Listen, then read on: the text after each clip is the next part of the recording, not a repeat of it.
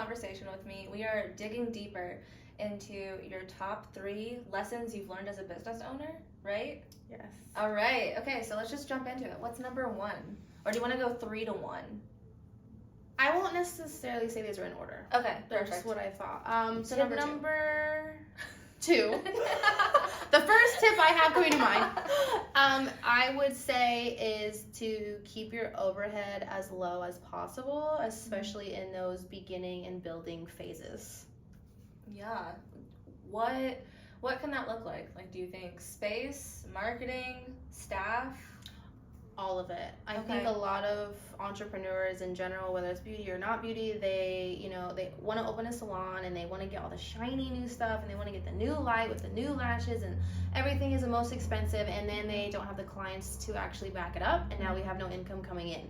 So I think if you're able to keep your expenses as low as possible, when you do have that income, you're able to reinvest as much as possible. So something that I did is, even to this day, I've never had a first floor storefront that has the Babe Cave written in massive letters on the outside. I've never had that, even with this lease. And before I got into my lease now, I said, this is what I'm going to get.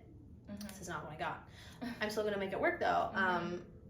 And I've always been able to make the space work for me, whether it was perfect or not. Like, I think people are so caught up in perfection and, like, what it should be and what other people's businesses and ideas look like, not what's right for them. Right. That's a great start, because I'm thinking about how I have a lot of friends who are starting businesses, and a lot of the times we get stuck on, well, I need a space first, or I need to pay someone to make this website, or all these different things, when there's ways to kind of piece it together enough in the beginning to start building that authority and building that clientele before you jump into it. So that's right off the gate. Okay. No overhead. Got it. Yes, honestly, I just think that people get caught up in the wrong stuff at first, and you need to build your brand and connect with your clients first. So what is tip number 5? Well, the next tip, since I kind of walked into it, I would say that, well, whatever your business is, especially beauty, like it needs to be about the clients, and it needs to be about building the experience, and it needs to be about showcasing like how you are uniquely different, and just making it about them and not why you should buy it, why you should get it. Same with the student, or me teaching classes. The courses are for the students. It's not for me. It's how can the student learn? How can the student get better? How can I give the student the best experience so that when she leaves, she's confident and capable of doing it to the point where she knows, like, I'm not making mistakes. I do have this. I love this, and I did the right thing.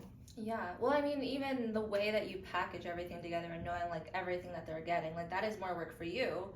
But again, you're leaning into what they want. And in those moments, because I think that we have a lot of entrepreneurs who are multi-passionate. So you loved lashes, and you also love teaching lashes to other people and empowering business owners. So when people are multi-passionate, do you think that there's a way to streamline that process at all with those different facets? Like, I feel like I'm not explaining myself well, but so a student is kind of like a client in that sense. So how have you been able to structure that for you in a way that keeps overhead low, but also investing into each of those different experiences? So I feel like the first part of your question was, how do people who want to do multiple things Do multiple things. Yeah, okay. So with that part of the question, I would say, if you want to do multiple things, that's totally fine, but I think you need to pick one thing at a time to improve, or you will get burnt out very fast. So like, I didn't build my education, my clientele book, and my team in the booth rentals up at one time, or else I would be dying right now. I did one thing. So like, at first it was, okay, how do I become a great lash artist? Bam. Then it was, okay, how do I become a good educator? Got it. Okay, how do I build a team? Got it. Still working. Then how do I fill the booths? Okay, got it. And then once you're comfortable doing that piece or aspect that you are passionate about, now let's focus on another piece. But I think you have to be comfortable doing that before you move on to the next task. You can't, I really don't think that you can be like a master of all. I think you, like being a jack of all trades isn't necessarily, I don't really see it feasible, but I do think that you can have multiple things that you are amazing at if you focus on them once at a time. Yeah. That was the first part. I forget what the second part. That's okay. We'll leave that one behind because I don't know how to re-ask I think it. the second part was like, how do I keep it?